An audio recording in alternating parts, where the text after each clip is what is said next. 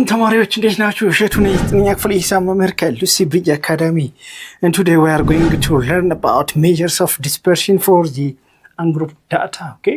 ከዚህ በፊት እንደምታስታውሱት ስለ measures of central location or measures of we call it measures of central location, mean, median, mode. Okay? Or we call sometimes we call them measures of location or measures of central tendency እንላቸዋለን።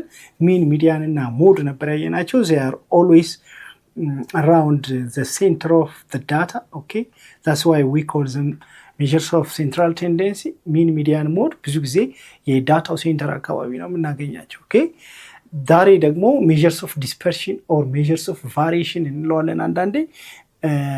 How the data is scattered, okay, the spreadness or the scatteredness of the data.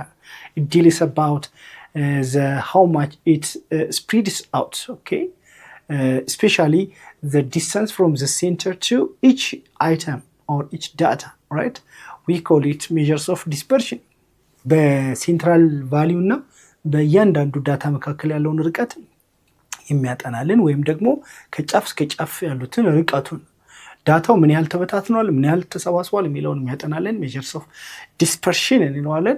The most common measures of dispersion are range, standard deviation and variance ናቸው ማለት ነው። በእነዚህ አብረን እናያለን። good ከዛ በፊት ግን እንደተለመደው ዌብሳይታችን lucybridgeacademy.com የገባችሁ የተለያዩ አይነት ጥያቄዎችን ታገኛላችሁ፣ አጫጭር ኖቶችን ታገኛላችሁ። እንዲሁም ደግሞ ከ5 ቋንቋዎች በላይ መረዳት የሚያስችላችሁ የራሳችሁ የሆነ ፐርሰናላይዝድ AI አሲስታንት ፕላትፎርም ታገኛላችሁ። ስለዚህ ሰብስክራይብ ያደረጋችሁ ጆይን ማድረጋችሁን አትርሱ። ታንክ ዩ። measures of dispersion for ungrouped data. Measures of dispersion, also called measures of variation, scatteredness, scatter or spread, determine the degree of dispersion from the measures of central tendency. Okay, the three measures of dispersion are range, mean deviation, standard deviation and variance. Range, what do you mean by range? Range is the difference between the extreme values. That means the maximum value minus the minimum value is called range. The range are of a set of numbers is the difference between maximum and minimum values. The mean deviation of a series of values is the arithmetic mean of their absolute deviation. You see, mean ካገኘን በኋላ የዳታውን mean እንዴት እንደምናገኝ ታውቃላችሁ።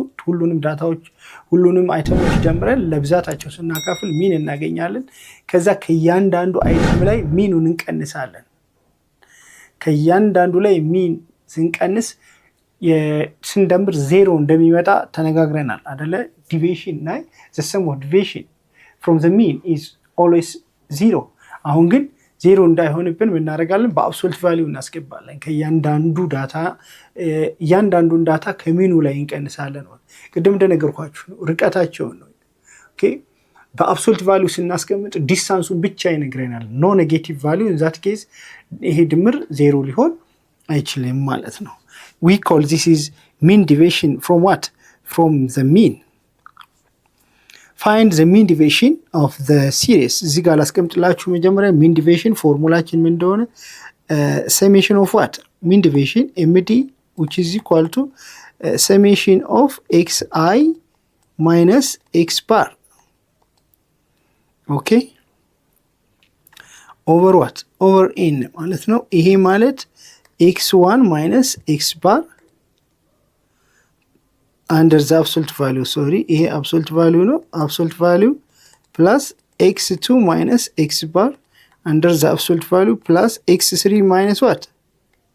x bar እያልን እንቀጥላለን plus የመጨረሻው the absolute value of xn minus x bar divided by n. This is called the mean deviation. ብለን ፎርሙላ በመጠቀም በቀላሉ mean deviation ካልኩሌት እናደርጋለን። Look example. Find the mean deviation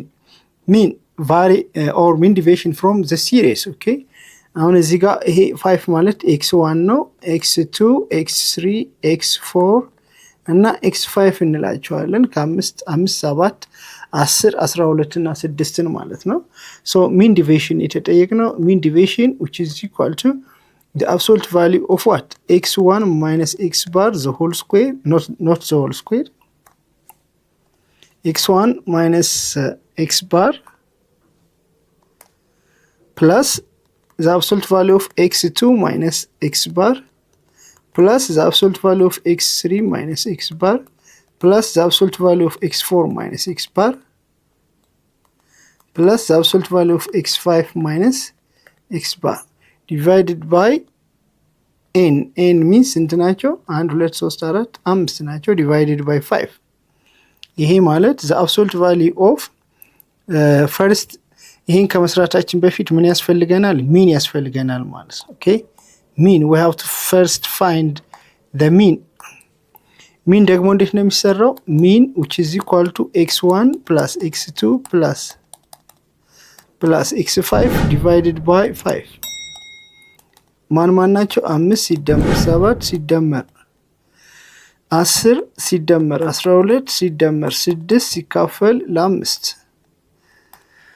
ስንት ይሆናል? 5 እና 7 12 22 34 38 ሲካፈል ለ5 እስኪ እንደገና ልደምረው 5 እና 7 12 12 እና 10 22 32 34 34 እና 6 40 ነው የሚሆነው። ኦኬ it's not it is 40 not 38. የዚህን ትምህርት ሙሉ ክፍል ማግኘት ከፈለጋችሁ በዌብሳይታችን ወይም ደግሞ በሞባይል አፕሊኬሽን ማግኘት ይችላላችሁ።